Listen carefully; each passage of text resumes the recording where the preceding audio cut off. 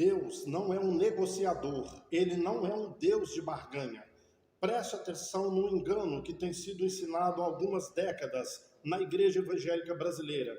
Meu querido, minha querida, em primeiro lugar, entenda uma coisa: na nova aliança, Deus não prometeu nada disso que as denominações mostram para você. Essa história de mais de 8.000 promessas na Bíblia para a vida do crente, isso não funciona. Na nova aliança, nós temos algumas promessas sim, mas elas são resumidas em três classes, ok? Todas as promessas que tem ali estão dizendo respeito à vida eterna, ok? Então, a grande maioria das promessas que tem ali é quando nós passamos o para sempre com Deus. Segunda promessa: eu vou enviar o Consolador, e ele enviou, ele cumpriu a promessa. E a terceira fala de prosperidade, não no sentido de bens materiais, mas no sentido de paz. É uma prosperidade na alma, ok? É isso que é você viver em paz, você está em paz. E eu não estou dizendo que Deus não faz essas coisas. Eu estou falando: Deus cura, Deus liberta, Deus faz sinais, Deus faz prodígios, Deus faz milagres. Sim, Ele ainda é o mesmo, Ele não mudou. Só que Ele não prometeu essas coisas, ok? Ele não prometeu. E quando eu falo com você aí do engano das pessoas, preste atenção. Algo que acontece com uma porcentagem mínima de pessoas, aquilo vira uma doutrina. Vou dar um exemplo aqui para vocês. Se tiver numa denominação 1.000 pessoas com problema de pressão alta, e alguém orou e fez uma campanha, umas 6 ou 8 pessoas foram curadas da pressão alta. Não tem mais hipertensão. Então todo mundo sai dizendo assim: Deus cura a pressão alta. Por quê? Porque Ele curou 6 pessoas. E as 994 que não foram curadas?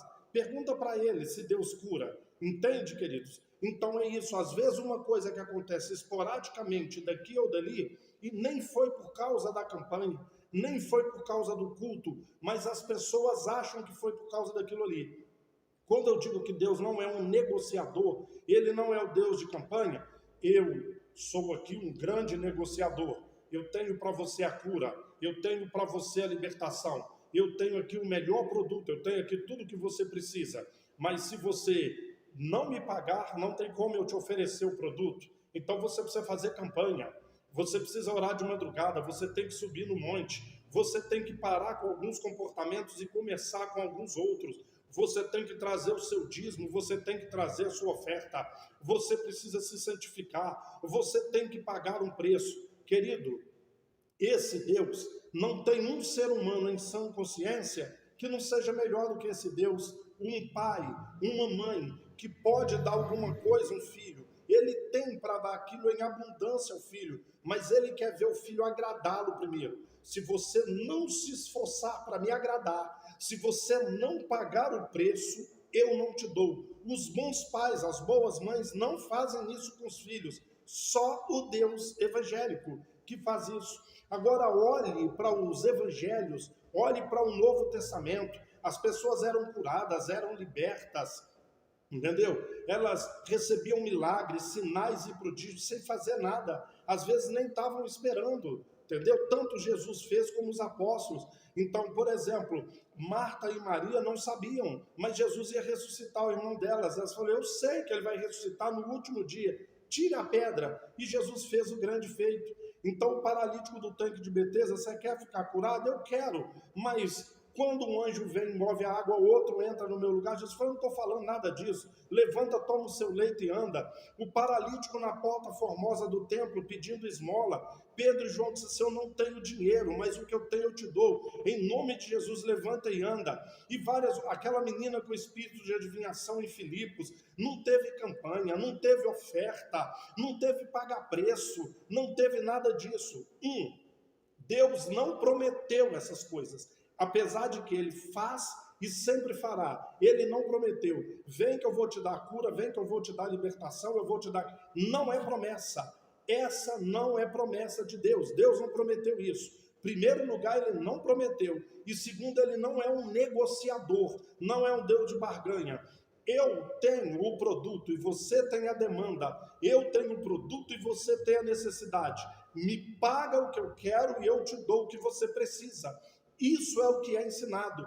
Pague o preço, se esforce, tente me agradar, tente pagar o preço. E se não fizer direitinho do jeito que eu quero, você vai pagar o preço, você vai se esforçar, você vai tentar e mesmo assim não vai conseguir.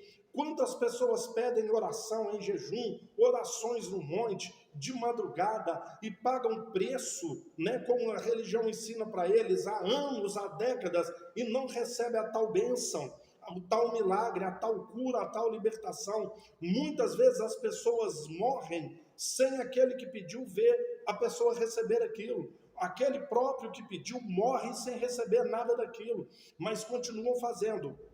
Deus não é um negociador, Deus não é um Deus de barganha. Tire isso da sua cabeça.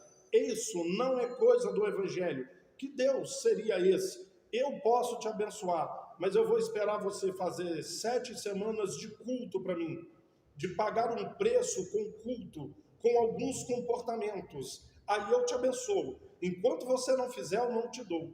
Com Jesus era na hora, entende? Com os apóstolos era na hora. A pessoa continuando a seguir a Jesus ou não. Um endemoniado gadareno, sabe aquela mulher que Jesus expulsou 7 demônios dela? A mulher samaritana não teve campanha, não teve pedido, não teve pagar preço, não teve nada, nada, absolutamente nada. Zaqueu publicano. Então, né, o Nicodemos, ninguém teve nada disso e várias outras pessoas. Isso não é do Evangelho, meu amado, minha amada.